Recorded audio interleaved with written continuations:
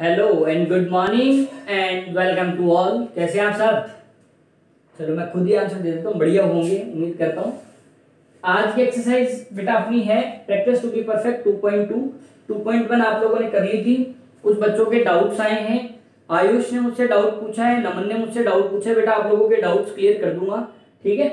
आज की मैं कर दूंगा, बाकी का अगर कोई नहीं हो पाएगा तो मैं कल की क्लास में आप लोगों के डाउट क्लियर कर दूंगा।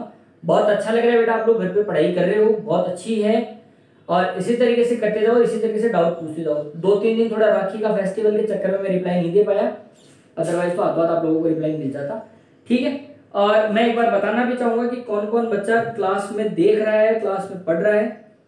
मैंने आपको कहा था ना हमारे पास सारी रिपोर्ट रहती है, सारे अपडेट रहते हैं। मैं अभी बता देता हूँ आप लोगों को कि कितने बच्चों ने मेरा ये वीडियो देखा है, कितने बच्चों ने क्लास अटेंड करी है, किस किस टाइम पे करी है, कितनी कितनी बजे क्लास अटेंड करी है।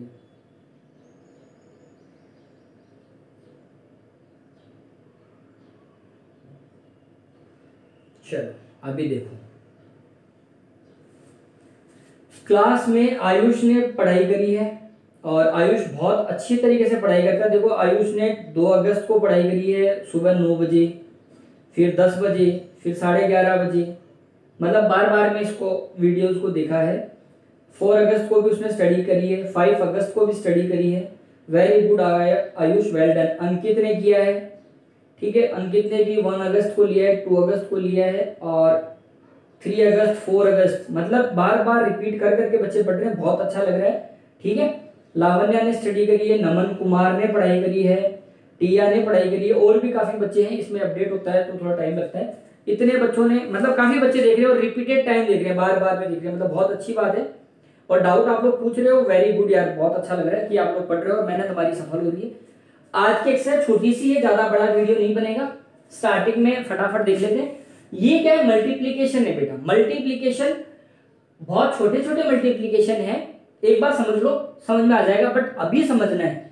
ये सोचते हो ना कि अभी नहीं समझेंगे, आगे समझेंगे। आगे जैसे जैसे एक्सरसाइज बढ़ती जाएगी ना, ये कॉम्प्लिकेटेड होते जाएंगे, फिर आप लोगों के समझ में नहीं आएंगे। तो अच्छे से देखो क्या करना है। करना मल्टीप्लाई, मल्टीप्लाई का रूल होता है। देखो अगर आप लोगों की वैल्यू मैं बोलता इस तरीके से है, ये कोई वैल्यू मतलब इस तरीके से, तो मल्टीप्लीकेशन में देखो ऊपर क्रॉस में इस तरीके से हम लोग कट कर सकते हैं। अगर कोई दोनों एक ही टेबल से वैल्यूज कट हो रही है तो ऊपर नीचे, ये भी ऊपर नीचे हम कट कर सकते हैं, कोई प्रॉब्लम नहीं है।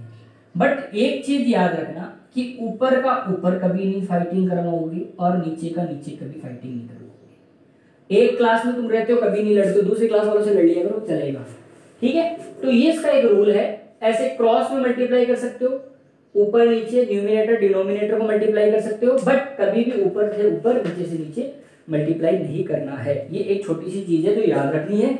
बस अगर ये याद है तो पूरी एक्सरसाइज अपने बहुत ही अच्छे से क्लियर है, एकदम फटाफट। चलो अब देखो, 6 के नीचे कुछ नहीं सर, आपने कहा था इस तरीके से होगा, तो बेटा कोई बात नहीं, 6 को बोलो बेटा थोड़ा सा आप ऊपर चलो, ये लो 1 लगा दो, अब कोई प्रॉब्लम हो जाएगा। मतलब जिसके नीचे भी कुछ नहीं है ना डिनोमिनेटर में, तो 1 लगा लो। अब इजी, 1 से 1 चाहे कैंसिल करो चाहे मत करो, एक ही बात है।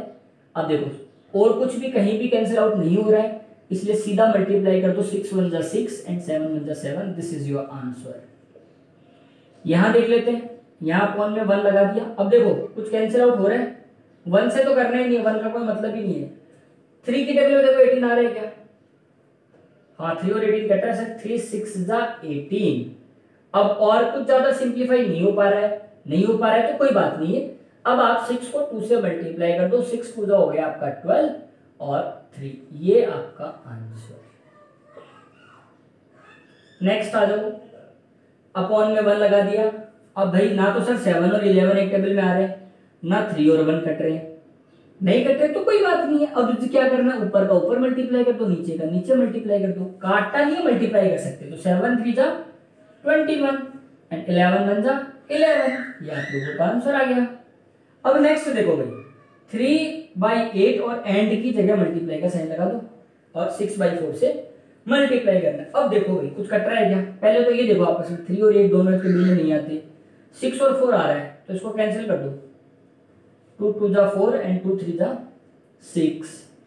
अब 3 और 8 भी नहीं कैंसिल आउट हो रहा, 3 और 2 भी कैंसिल आउट नहीं हो रहा, तो अब क्या करना है, 3 को 3 से मल्टीप्लाई किया 9 और 8 टू द 16, ये लो आंसर आ गया।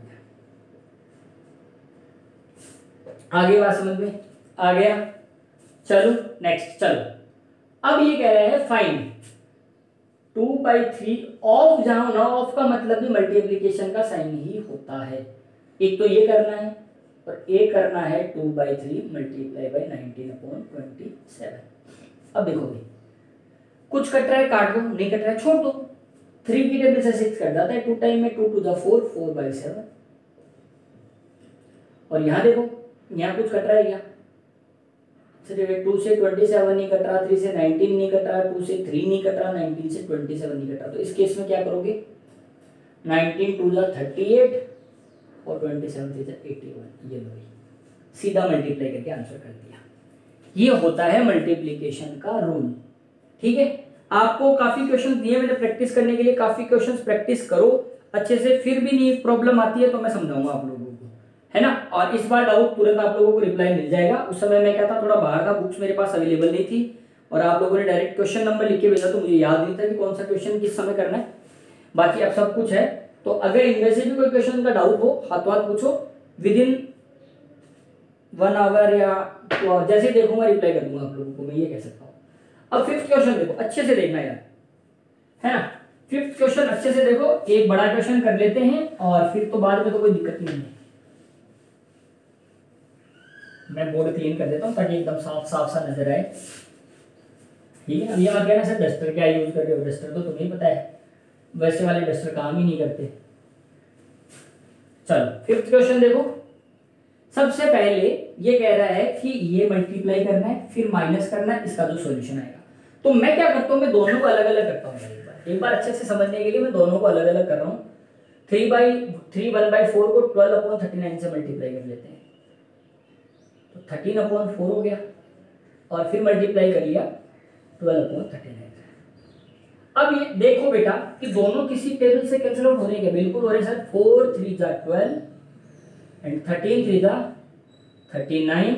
और फिर देखो सर ऊपर और नीचे भी 3, चलो इसको एक बार सिंप्लीफाई कर लेते हैं। यहाँ आ गया 1/1, ठीक है, और यहाँ आ गया 3/3। तो जब आप इसको सॉल्व करोगे तो 3/3 और फिर कैंसिल आउट होके 1 आएगा। तो इसकी वैल्यू तो आ गई अपने पास 1 माइनस, अब देखो 2/3 माइनस 3/7। तो ये सब्ट्रैक्शन करना आता है आप लोगों को। एलसीएम ले लो दोनों का, 21 एलसीएम आया। 3 की टेबल में 21 देखो कितने टाइम आ रहा है, 7 टाइम, 7 टू जा 14 माइनस 7 की टेबल में 21 3 टाइम और 3 3 जा 9। तो अब देखो 14 माइनस 9 किया तो आप लोगों को आया 5/21। यहां आएगा आप लोगों का 5/21। अब इसको सॉल्व करना है, अब इसको क्या करना है, सॉल्व करना है। तो देखो डायरेक्ट भी कर सकते हो, डायरेक्ट करना सीखो अब यार। 21 1 जा 21, उसमें से माइनस का साइन है 5 कर दो, तो 21 में से 5 माइनस किया तो कितना आया, 16 आएगा क्या? 16 आना चाहिए मेरे हिसाब से, तो 16/21 ये आप लोगों का आंसर है। अब आपको करना कैसे है, देखो इसके नीचे आप लोगों को ये स्टेप लिखनी है, इसके नीचे आप लोगों को ये स्टेप लिखनी है और सबसे लास्ट में आप लोगों को ये वाली स्टेप यूज करनी है और फिर आपका आंसर आएगा। मैंने एकदम खुले खुले में एक्सप्लेन करके आप लोगों को एक्सप्लेन कर दिया है, समझा दिया है। उम्मीद करता हूं समझ में आया होगा। नहीं आया तो दोबारा देख लो, जैसे बच्चे बार बार वीडियो देख रहे हैं। इसका सबसे बड़ा बेनिफिट यही है कि आप लोग एक बार नहीं समझ में आएगा दोबारा समझ लो, 3/12 देख लो, 4/12 5/12, चलो ठीक है, ट्वाइस थ्राइस, इस तरीके से आप लोग देख सकते हो। अब 6th और 7th question problem word problem based question है, बट ऐसे प्रॉब्लम बात नहीं है कि ये वर्ड प्रॉब्लम के लिए तो इसको अपन कर नहीं सकते। देखो तुम्हें करना है find the perimeter of rectangular park whose length and breadth are respectively. चलो तो ये मैं ही करवा देता हूं आप लोगों को। बोलोगे कि सर टफ क्वेश्चन तो करवाते नहीं है, बाकी खुद कर लेते हैं।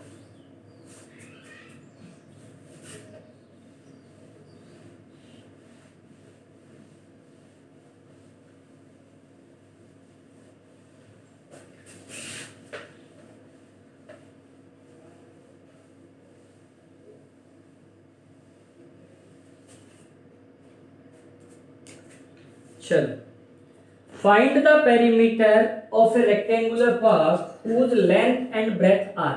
ठीक है, तो चलो लेंथ की बात कर लेते, तो वो है 45 1/2 एंड ब्रेथ की बात कर लेते हैं तो वो है 34 3/4। ठीक है, अब पेरीमीटर की बात करते हैं, तो बेटा पेरीमीटर का आप लोगों को फॉर्मूला पता है, 2 × L + B, यही तो होता है रेक्टेंगल का, यही तो फॉर्मूला है, याद किया होगा। चलो तो ठीक है, 2 की जगह 2 लिखो, L की जगह आप लोगों को लेना है 45 1/2 प्लस 34 3/4। चल, तो अब थोड़ा सा एक स्टेप और बता देता हूं आप लोगों को। इसको जब मिक्स को इम्प्रॉपर में चेंज करते हो तो कैसे करते हो, 45 टू द 90 और ये हो गया 91/2 प्लस 34 4 जा 136, 136 में 3 ऐड कर दिया तो 139/4। अब आप लोगों को इसका एलसीएम लेके सॉल्व करना है और 2 से मल्टीप्लाई करना है, ये आप लोगों का आंसर है। ठीक है, चलो 7th क्वेश्चन है, in a class 50 students 3/5 are girls, how many boys are there in the class. 7th question और देख लो बेटा फटाफट। In a class 50 students 3/5 are girls, तो गर्ल्स कितनी है, गर्ल्स कितनी है 3/5 ऑफ 50, 3/5 ऑफ 50 मतलब 50 स्टूडेंट्स के तो गर्ल्स है ना 3/5, तो गर्ल्स का निकाल लो बेटा कितना 3/5 मल्टीप्लाई बाई 50, कैंसिल करके 10 तो 30, तो गर्ल्स कितनी है 30, तो बॉयज कितने हो गए 20। शाबाश, वेरी गुड। चलिए आज की एक्सरसाइज आप लोगों के लिए है, बाकी इससे रिलेटेड प्रैक्टिस पेपर में आप लोगों को सेंड कर दूंगा, कोशिश करना।